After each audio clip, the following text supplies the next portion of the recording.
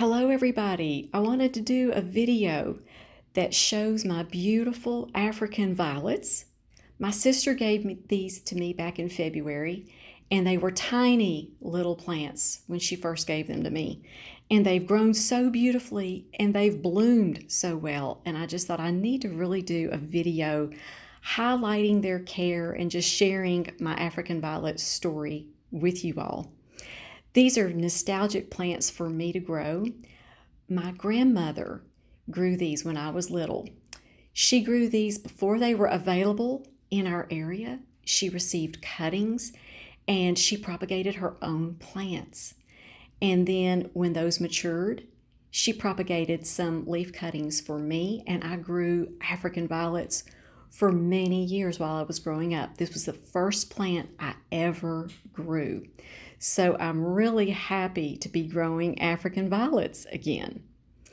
So the main thing about your African violets is placing them in the right location and watering them the right way. They're easy to care for as long as you know the little quirks that they have. So let's go over light first. I remember growing up, my grandmother placed her African violets where they would receive the morning sun. And that is very, very wise. They don't like the harsh afternoon sun. It will spot their leaves. It's just too much sun for them. So you want to pick a location in your home where they get bright, dispersed, preferably morning light. I grow these back in my sunroom where they receive bright, indirect sunlight all day. And they love it back here. And when you're watering your African violets, which I do about every 5 to 7 days, I just check to see when the soil feels just slightly damp. That's when I water them. And I water them with warm water. Cold water will actually shock the roots.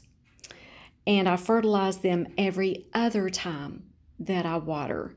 And I'll show you what I use to fertilize them with. Per quart of warm reverse osmosis water, I use 5 drops of my CalMag, and I use 7 drops of the Schultz African Violet Plus, and that's every other time I water. And when I water these, I water the top of the soil, and I make sure that I don't get any water on the leaves. That will cause the leaves to rot. You'll get a big brown spot on your leaves. So my grandmother always taught me, you always have a piece of paper towel when you water these.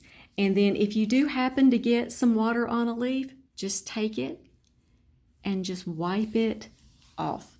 But you just want to make sure you don't get any water on the leaves. That's what they don't like. And the next thing to know about watering is to drain your pots well and don't allow water to set in their dishes, or it will lead to the demise of the plant. You want to drain them well. You also want to remove old spent leaves from the plant. Pinching them back will encourage more blooming. And also, when you take them off, I just cut them off as close to the base of the plant as I can. And then if you put them in water, you can root them in water and you'll have a new plant. So that's how I started my journey with African violets all those years ago with my grandmother. So I'm going to have more plants from Amore Delight, which I can't wait. That's a beautiful, beautiful little African violet. And these are in tiny little 3-inch pots. They need to stay in small pots because they only bloom when they're root bound. So I keep them in small pots. About 1/3 of their leaf span is about the largest pot that they need. So they'll be root bound so that they will bloom. So you can see this is an aerial view of Amor Delight, and this is the pot. I have it setting in an orchid ceramic pot so that it won't fall over, but you can kind of see the proportion. That's about right. Probably in the spring I'll need to repot this one in a slightly larger pot, but keep the pots small. And I'm really not sure what type of soil these are in, but I am sure that it is a high quality, and I will be buying specific African violet soil for these when I do repot them. One thing about this African violet that I've noticed is its neck keeps popping out. So make sure you keep soil on top of the neck of the plant. And by the neck of the plant, what I'm talking about is the stem that is underneath the soil right below these leaves. Sometimes the neck will kind of pop out from under the soil, so you want to make sure that it is covered with soil. And another thing I do, just some special care I give these, they do get dusty and you can't get water on them. So I take just a small, soft cosmetic brush and I brush the leaves from time to time. It's really good to get all that dust off of the leaves. It helps with photosynthesis, and it also discourages pests, which is a big thing. It's better to get those eggs, any larva off of the leaves before they hatch, and that discourages pests. So that's a good way to keep your plants healthy and clean. So let me just give you some close-up views of these two beautiful plants. My sister told me that when this one bloomed, it was absolutely spectacular. Look at the blooms.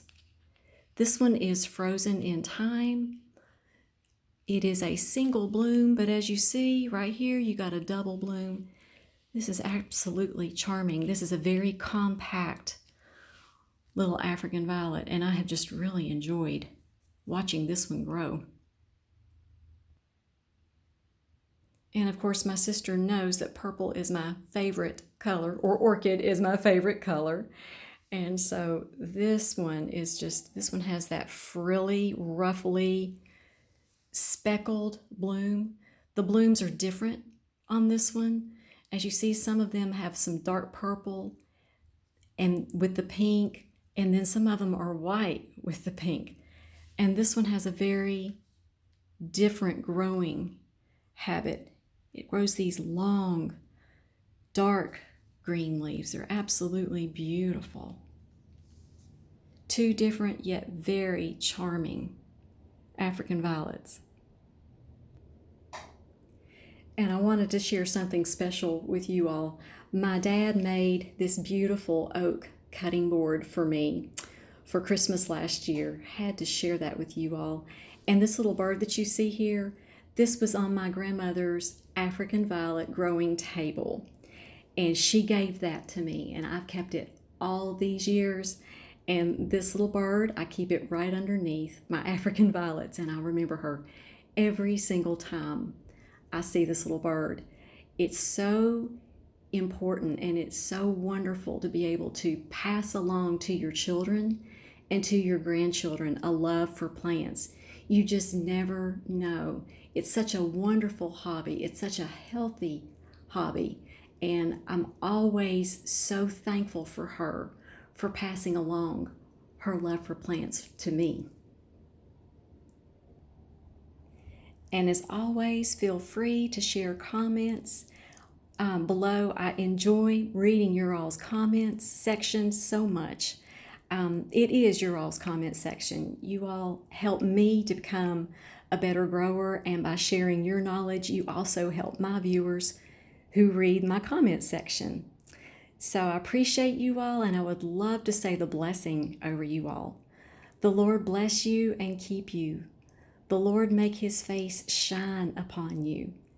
The Lord turn his face toward you and grant to you his peace. You all make it a great day. we'll talk to you all next time.